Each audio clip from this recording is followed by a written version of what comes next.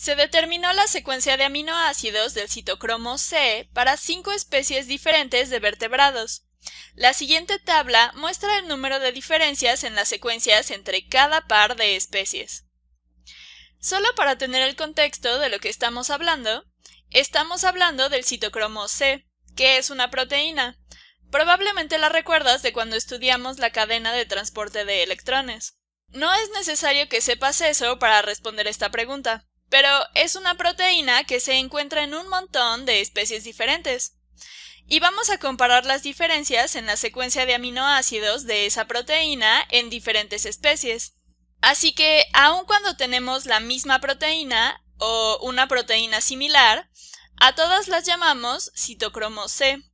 La secuencia puede ser ligeramente diferente cuando se pasa de una especie de vertebrado a otra, y la manera de leer esta tabla es la siguiente.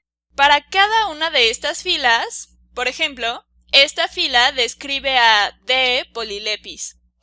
Y podemos ver el número de diferencias entre la secuencia de D. polylepis y G. gallus. Hay 18 diferencias. Por supuesto, va a haber 0 diferencias cuando se compara una especie consigo misma. Muy bien, ahora vamos a responder a la pregunta. Utilizando los datos en la tabla, crea un árbol filogenético en la plantilla proporcionada que refleje las relaciones evolutivas de los organismos. Proporciona argumentos para la colocación en el árbol de la especie que tiene menor relación con las otras especies.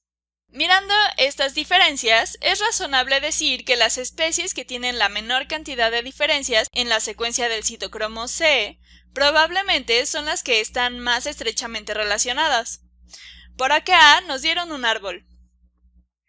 Así que las especies que vayan a estar aquí y aquí probablemente están relacionadas muy estrechamente. No deberían tener demasiadas diferencias en sus secuencias del citocromo C. Y estos dos deben ser bastante similares, no deberían tener muchas diferencias entre sí. Mientras que esta debe de tener un buen número de diferencias cuando se compara con cualquiera de las otras 4 especies. Así que primero vamos a ver cuáles tienen muy pocas diferencias. Y solo estoy analizando esta tabla en busca de los números más pequeños. Podemos ver aquí que solo hay un aminoácido diferente entre el citocromo C de E. ferus y E. africanus. Así que yo diría que estos están estrechamente relacionados. Probablemente tienen un antepasado común que no está demasiado lejos en el pasado. Así que voy a escribir por acá E. ferus y E. africanus. Muy bien. Ahora, ¿dónde más vemos algunos números pequeños? Veo este 3 por aquí, que es el número de aminoácidos diferentes entre G. gallus y A. forsteri. Así que esas especies probablemente están muy estrechamente relacionadas. Así que voy a escribir por acá G. gallus y A. forsteri. Muy bien. Ahora, ¿qué especie nos falta? Bueno, nos falta D. polylepis. Ya anotamos a las otras 4 especies, por lo que voy a ponerlo por aquí. D. polylepis. Y se puede ver que cuando comparamos a D. polylepis con cualquiera de las otras especies, hay una diferencia bastante grande.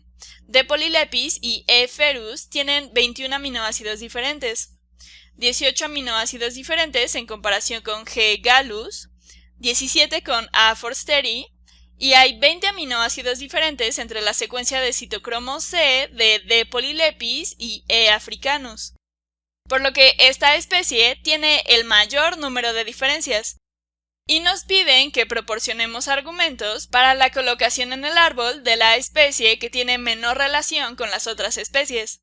Así que vamos a proporcionar nuestro argumento. D. polylepis es la especie menos relacionada debido a que tiene el mayor número de diferencias en su secuencia de aminoácidos comparada con las otras 4 especies. Porque incluso si comparamos E. ferus con G. gallus, el número no se acerca a 20, mientras que D. polylepis tiene una diferencia cercana a 20 con todas las demás especies, por lo que tiene lógica que incluso estos 4 compartan un ancestro común. Y no se tiene que ir tan lejos en el tiempo para llegar al antepasado común de estas 4, como con el antepasado común con D. polylepis. Muy bien, ahora vamos a hacer el inciso B. Así que este es el inciso A, y ahora vamos con el inciso B. Identifica si los datos morfológicos o los datos de la secuencia de aminoácidos tienen más probabilidades de representar con precisión las verdaderas relaciones evolutivas entre las especies, y proporciona argumentos para tu respuesta. Por datos morfológicos se refiere a observar la morfología de las diferentes especies, es decir, cuál es la forma de su espina dorsal o sus diferentes huesos, o la forma de diferentes partes de su cuerpo. Mientras que con la secuencia de aminoácidos vemos cómo están compuestas sus proteínas. Personalmente escogería a los datos de la secuencia de aminoácidos. Así que yo creo que los datos de la secuencia de aminoácidos tienen más probabilidades de representar la verdadera relación evolutiva. Y ahora voy a dar mi argumento. Dos especies podrían tener morfologías convergentes. Es decir, por ejemplo, podríamos mirar las alas de un murciélago y las alas de un pájaro y decir, mira, tienen morfologías similares, pero eso no significa que estén relacionados solo porque ambos tienen alas. O podríamos mirar a un delfín y un pez y decir, como ambos tienen aletas, probablemente están estrechamente relacionados. Tienen tipos de cuerpos similares, pero solo son morfologías convergentes. Ambos proceden de ancestros diferentes, y sus antepasados, debido a que se encontraban en ambientes similares, tienen morfologías convergentes. Dos especies podrían tener morfologías convergentes y encontrarse lejos una de la otra en el árbol filogenético. Ahora, también hay argumentos a favor de la morfología, porque, por ejemplo, aquí solo estamos viendo el citocromo C, que podría estar presentando algún tipo de anomalía, o tal vez hay algo de convergencia o divergencia para una proteína en particular que no está relacionada con lo que realmente ocurrió en la historia evolutiva. Pero, en general, prefiero mirar las secuencias moleculares, mirar las secuencias de proteínas y ver lo que está pasando con el ADN.